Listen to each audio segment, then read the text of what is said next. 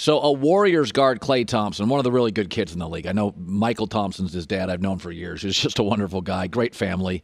Klay Thompson got hurt last night at a workout. A lot of concerns that it's pretty serious. Could be ACL, calf popped.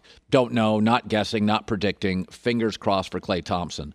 But if he does have a torn ACL, I do believe the Warriors dynasty and the Warriors run is officially over. Steph Curry and Klay Thompson are called the Splash Brothers. They're not winning titles with one splash. And this goes to something I've always believed and I've never been very good at, but enjoy the great moments. They're fleeting. They don't last. If you look at the history of dynasties in this country with Tim Duncan and Tom Brady and LeBron and almost all of our great dynasties, they have only one thing in common. The stars in their prime were overwhelmingly healthy. And if you really look at what the Warriors are today, Steph is now 33 and pretty darn brittle. Klay can't stay healthy if this is an ACL. Draymond's past his prime. Andrew Wiggins is talented but largely a trade piece. And James Wiseman, who I thought was the best player in the draft, is fun, but he's a kid, and that's not going to win you playoff series. So LeBron, for the 12th, 13th year in a row, will again be the lead dog in the NBA, and so will the Lakers, and it's because, overwhelmingly, LeBron's never hurt. He's just always ready to go. And by the way, the key to the success this year for the Lakers wasn't just LeBron. He was there the year before. It was AD, who had been hurt, and finally this year was not. That's why the Lakers won the title. What I think is fascinating about the Warriors is that what created the dynasty was health. And what ended it is probably going to be health. The reason the Warriors were able to go get Kevin Durant is because Steph Curry got hurt very early in his career, and they didn't have to pay him big money. They didn't have to pay him huge money. Therefore, they could afford Kevin Durant. And now, Steph's injury, Klay's potential ACL injury, kind of what ends it. There's just too many good young teams in the West. And, when I look at all dynasties have kind of a different sensibility or feel to them. But it's really funny about the Warriors dynasty. I always felt it was kind of fragile. And it was a little physically fragile. Kevin Durant got hurt. Steph's always had, injury issues. But it was always kind of also, not a knock on it, but it was emotionally fragile. Draymond and Steve Kerr had their issues. Draymond had his issues with Kevin Durant. And by the way, the Kobe Shaq thing was a little emotionally fragile, but they had been together. Remember, before the 3 titles, they'd been together several years, so it lasted a while and was very formidable for years and years. Even with Del Harris, they weren't winning titles. It was a very formidable team. But I always felt Golden State was a little fragile.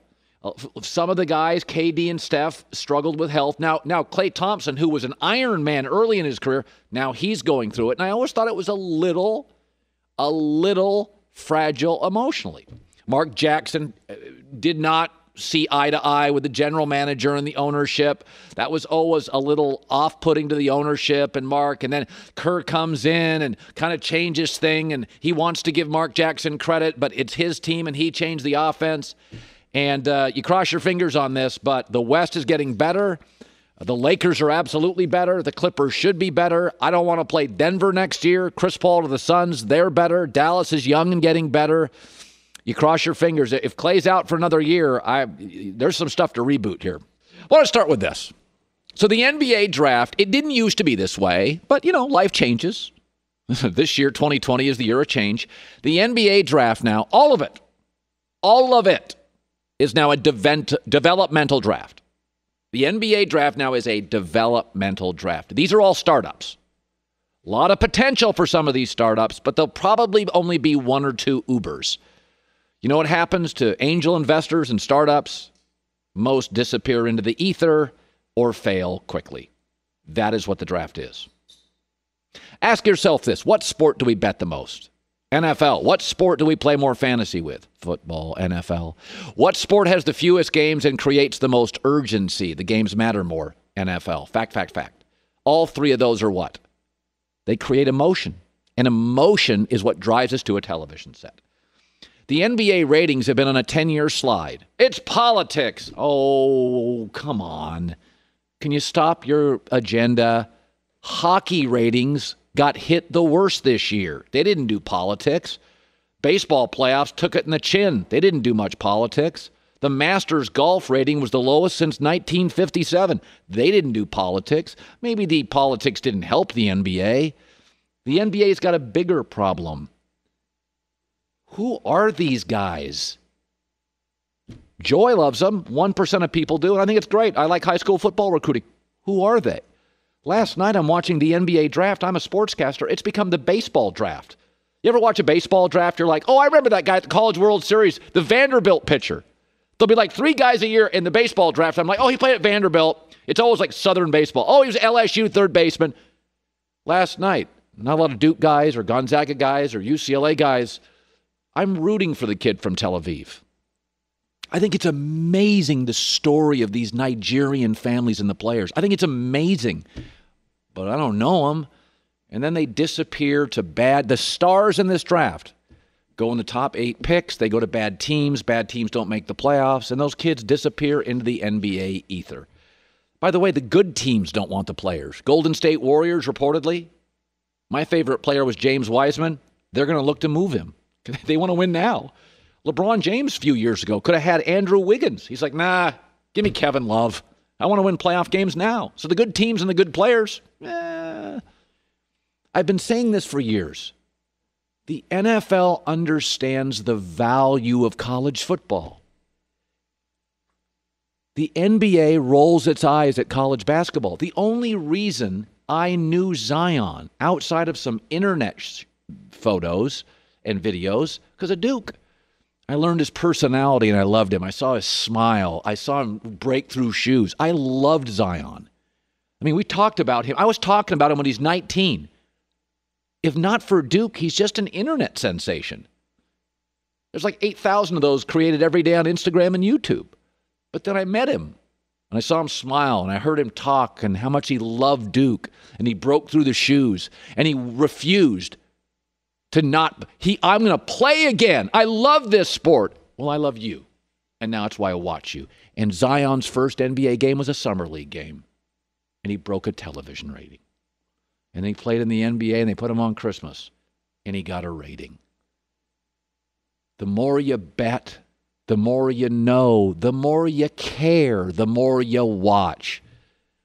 The NFL has never rolled its eyes at college football. They understand. It's a free marketing platform.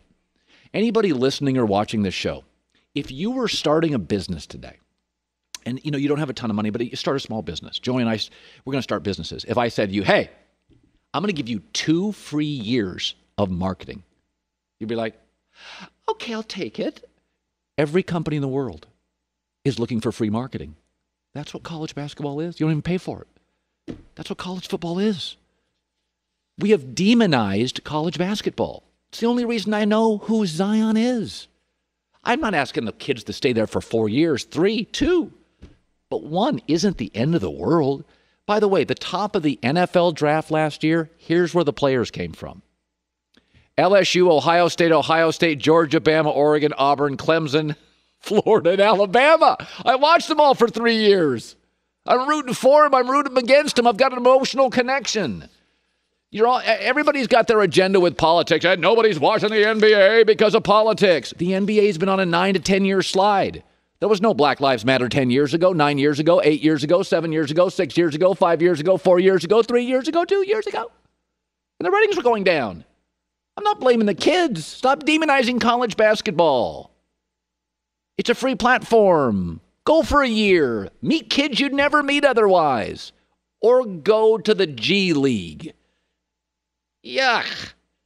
Nothing against it, but if LeBron James would have gone to Carolina for 1 year, I bet you today, and he's been the empowerment player in our league, I bet you today, he would have the coolest memories of North Carolina. Zion will never be able to duplicate Duke. He may bounce around the NBA. LeBron's been on a bunch of teams. But you go back and ask Michael Jordan about Carolina. He goes there constantly. He gives money to the program. He was connected to Dean Smith to the end. He's connected to Roy Williams. I'm not saying you have to stay there forever, But this idea that college basketball is just bad for the NBA is nonsense. Last night, it's just a developmental draft. Maybe one of those kids will be uber, but most will disappear into the fabric. 2 years from now, we'll be talking about other guys we didn't watch and don't know who they are. Good luck to all of them. I am rooting for them. So LaMello Ball gets drafted by Michael Jordan in Charlotte, and he's going to be wildly entertaining. I mean, Lonzo hasn't become what we thought. But LaMello, I think, is a little bit better shooter, but not a very good shooter. Lonzo's a terrible shooter. So I was shocked last night going on Twitter, which isn't real life, but sometimes does offer some context, and how many people were like, oh, you got to be a star. Well, no, he has no chance to be a fundamental game changer in the NBA. And it's nothing against the Ball family. I've brought the dad on many times. I think he's wildly entertaining, goofy. And I like Lonzo, and I think LaMelo's going to be fun and entertaining. But go look at the most important, winningest players in the NBA last 30 years. And I wrote them down. Magic, Bird, Shaq, Kobe, LeBron, Steph, Duncan, and that's 8. Magic, Shaq, Bird, Duncan, MJ, Kobe, Steph, LeBron.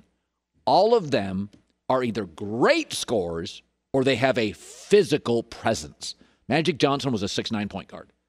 The average point guard was 6'2". He had a physical presence. Then go after the next 8 that maybe don't have the titles but are winning players and are not maybe fundamentally changing the league, but are great players. D. Wade, Kevin Garnett, KD, Kawhi, Dirk, Hakeem, Karl Malone, Barkley. All are great scorers or they have a physical presence. And in many instances, Karl Malone or Hakeem or Shaq, they're both. LaMello can't shoot. He will never be a great scorer in this league, and he does not like contact. He plays defense like kids in the burbs play defense. He doesn't like contact. He doesn't like attacking the rim. He doesn't like getting hit. He doesn't want to hit the deck. I remember when D. Wade came into this league and Michael Jordan came into the league. I watched them as rookies. They attacked the rim, and that's when you could tackle guys. D. Wade didn't care. By the way, his last year in the league, he still didn't care. They attacked bigger players. D. Wade, 6'4.5", would go right at Shaq, go right to the rim. Michael Jordan, people were worried when Michael Jordan came into this league that he played too hard. People were like, dude, shoot jumpers. Not his style. The great fundamental game changers in this league are one of two things or both. They are either elite scorers, you can't stop them, or they've got this physical component. Now, LaMello, those are two things he'll never have. There's never been a guy that came into the NBA, and I've said this about UFC. By 9 years old, it will be established, at 9 years old, whether you're the kind of guy that will go into an octagon and get hit in the face or not. If you grow up with aggressive brothers, your brothers, you're playing football in the yard, they're knocking you around there, maybe you'll fight in the UFC. You're not taking kids with the crown molding, granite countertops in the burbs to be UFC guys generally. Like, it gets established very early. Are you going to be a fighter or a lover? Are you going to be finesse or are you going to be physical? And a lot of it has to do with your family and your brothers, whatever it is. Your life, right? Like, LaMelo's going to be fun and exciting. And I think he'll be much more riveting to watch than Lonzo. I think his game is much more TV-centric and TV-equipped. He's a very clever passer, although Lonzo's a very clever passer, and he's a big guard, so he'll rebound well. But this league has been changed. I'm not talking about guys that are fun to watch. Trae Young's fun to watch. Who changes the league? Who's a great player? Great scorer, physical component. LaMelo doesn't have either. He's never going to be a physical player. That's okay. By the way, a lot of guys made the Hall of Fame, not all physical players. I mean, George Gervin's going to make the Hall of Fame. He was the Iceman, 6'7", weighed about 112 pounds, and finger rolled from 8 feet. You can be, but not today. Not the way the world works. And so, fun, exciting, yes. Game changer. No, won't happen. It's okay. Congrats to the family. It's a great story. It's a great American story. The draft last night was developmental and great stories. Not a lot of great players, but great stories.